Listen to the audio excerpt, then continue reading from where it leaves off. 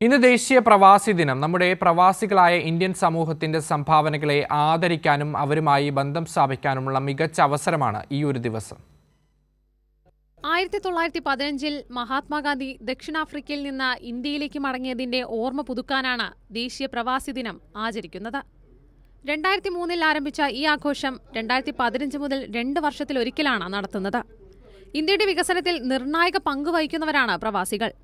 അതുകൊണ്ട് തന്നെ പ്രവാസികളുമായി ബന്ധം സ്ഥാപിക്കാനും ഇന്ത്യയുടെ പുരോഗതിയിൽ അവരുടെ പങ്കിനെ പ്രോത്സാഹിപ്പിക്കാനും ഈ ദിനം ലക്ഷ്യമിടുന്നു. ഇന്ത്യയുടെ, പ്രത്യേകിച്ച് കേരളത്തിന്റെ ബിസിനസ്, തൊഴിൽ, സാങ്കേതിക, സാംസ്കാരിക, സാമൂഹിക സമ്പദ്ഘടനയിൽ നിർണായക പങ്കുവഹിക്കുന്ന വലിയ സമൂഹമാണ് പ്രവാസികൾ. ഇന്ത്യൻ പ്രവാസി സമൂഹം ലോകമെമ്പാടും നിന്ന് സമ്പാദിച്ച ഇവിടേക്ക് അയക്കുന്ന വിദേശ നാണ്യം നമ്മുടെ രാജ്യത്തിന്റെ വളർച്ചയ്ക്കും വികസനത്തിനും വലിയ മുതൽക്കൂട്ടാണ്.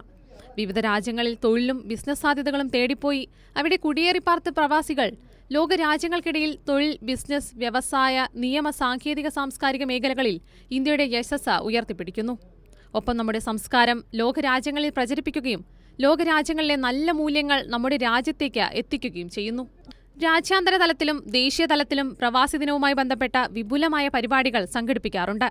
അതിവേഗം വളരുന്ന ഈ ലോകത്തിൽ ഇന്ത്യക്ക് നഷ്ടപ്പെട്ടുപോയ വിപുലമായ മാരിടൈം വ്യാപാരത്തിന്റെ പുത്തൻ അധ്യായങ്ങൾ തിരിച്ചുപിടിച്ച ഇന്ത്യ ബ്ലൂ ഇക്കോണമിയിലൂടെ ഒരു വികസിത രാജ്യമായി മാറാൻ പ്രവാസി സമൂഹം ഇനിയും ഒരുപാട് സംഭാവനകൾ നൽകും. News desk, Kairali news.